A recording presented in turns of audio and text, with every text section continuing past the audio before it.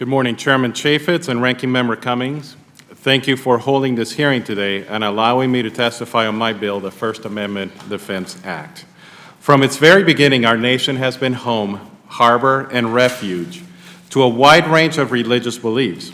No other country has been as tolerant and as accommodating of religion and religious people as America. American tolerance has been a vital source of our strength for our people and for the nation.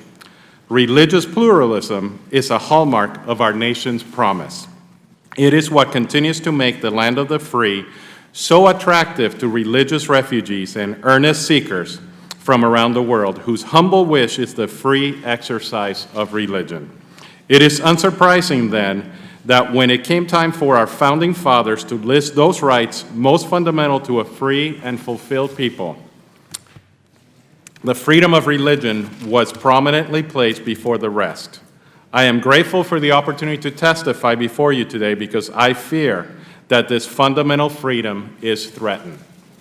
Over the past several years, we have seen a shift away from our nation's long-held beliefs in the value of religious freedom, particularly where an individual's religious belief or moral conviction that marriage is the union of one man and one woman is concerned. This growing intolerance has spawned a climate of intimidation in the public sphere. I have worked with Senator Lee for the past 3 years on the First Amendment Defense Act to protect individuals, churches, and other religious institutions, including institutions of higher education, from government discrimination simply because they exercise what, until recently, what we as Americans believe to be an unalienable, self-evident right. No American should be threatened or intimidated because of their belief in traditional marriage. Critics of the bill have falsely claimed that the First Amendment Defense Act would give license to discriminate against the LGBT community. It has never been our intention to give anyone a so-called license to discriminate. In fact, Senator Lee and I have spent countless hours listening to both supporters and opponents of the bill in order to draft the legislation in a way that religious liberty is protected without taking anything away from anyone. Our bill does not take away anybody's rights, to answer Mr. Cummings' question. It just attempts to enshrine in religious liberties, to enshrine in law religious liberties long believed to be protected.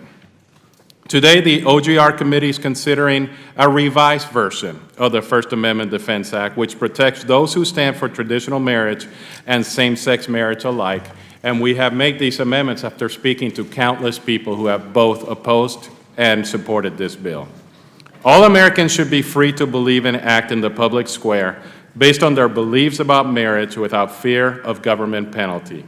The First Amendment Defense Act simply ensures the fundamental right to exercise one's religion by prohibiting the federal government from denying or excluding a person from receiving a federal grant, contract, loan, license, certification, accreditation, employment, or other similar position or status based on the exercise of that religious or moral conviction.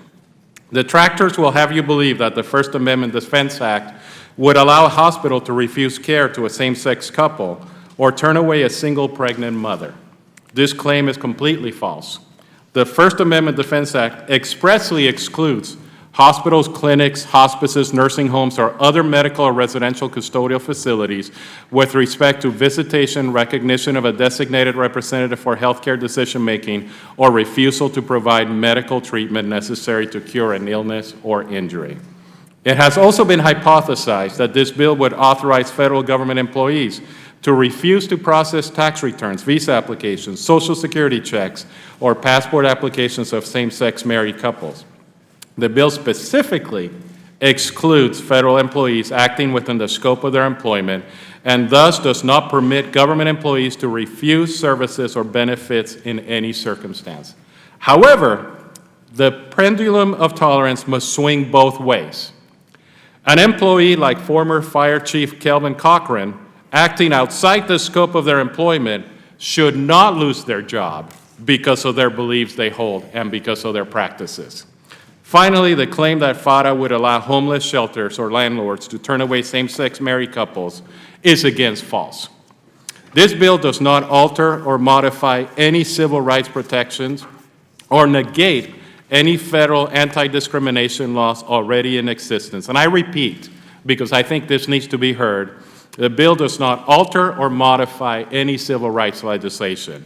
In addition, the bill specifically excludes federal for-profit contractors, which are usually the contractors that are building these buildings, acting within the scope of their federal contract from refusing any services or benefits.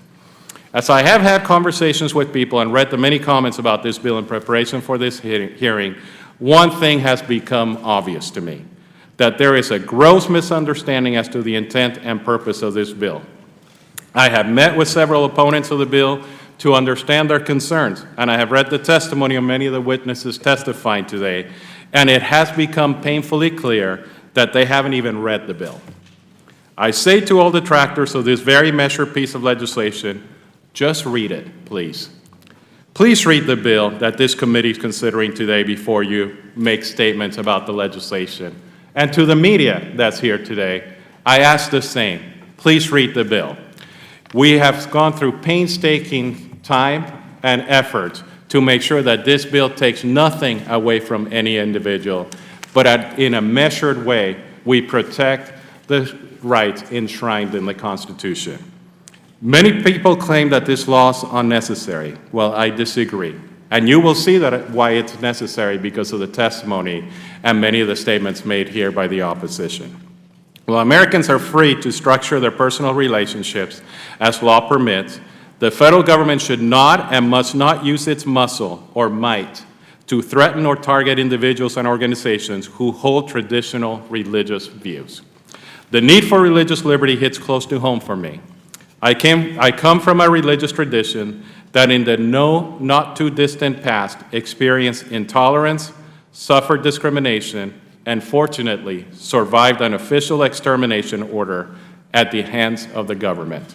Freedom of religion is not only the right to worship in private, but it is also the right to publicly exercise our religion without fear of government interference.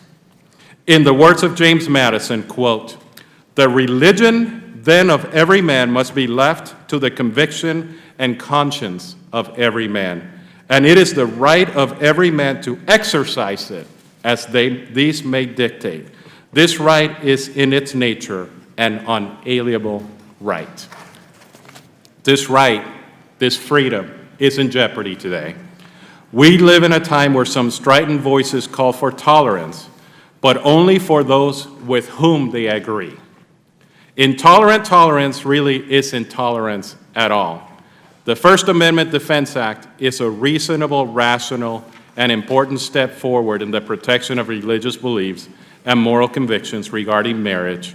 You will hear today various examples of how religious freedom is currently under attack.